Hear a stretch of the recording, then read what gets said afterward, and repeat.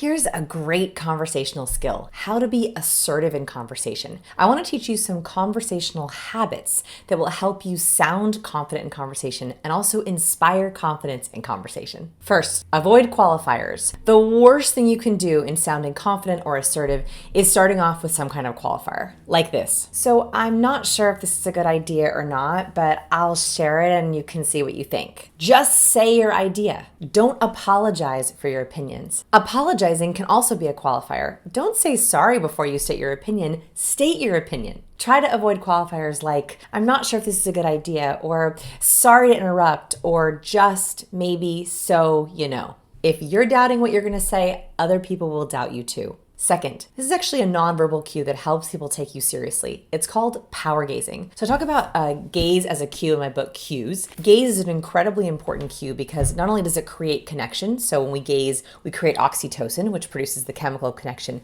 but also how we gaze sends specific social signals. Highly competent people use what's called power gazing. Power gazing is when we gaze, we keep our gaze really high on the face, so we bounce between the eyes and the forehead. Very highly competent, confident people never drop their gaze below the eye line. So they don't look at the nose or mouth. They typically stay right here in the eyes and the forehead. That's a way that highly confident people socially signal, I feel competent.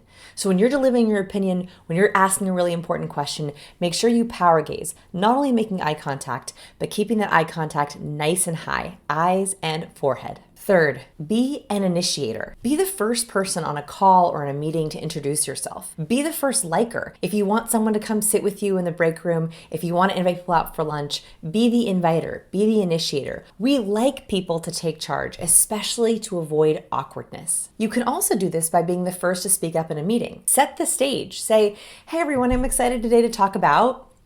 Or on a phone call, introduce yourself first and then take the challenge of kindly introducing everyone else. This is super assertive and also giving. When you introduce people around the table or on a call and you rave about them, so you say, I'd love for you to meet our amazing team member, Sally, and I'm so happy we have Rob on the call. That not only gifts them conversational confidence, it also makes you assertive in a kind way. 4, this one's really important. Don't train people to interrupt you. So the opposite of assertiveness is when we end with a rambly statement, or we're not very clear with our requests, or people aren't sure when we're done. So if you have an idea, state it and then end it. Don't preach, don't ramble, don't trail off or end mid-sentence. The worst thing you can do is signal to other people, I'm not sure if I'm done, so that's how I feel about it, and yeah.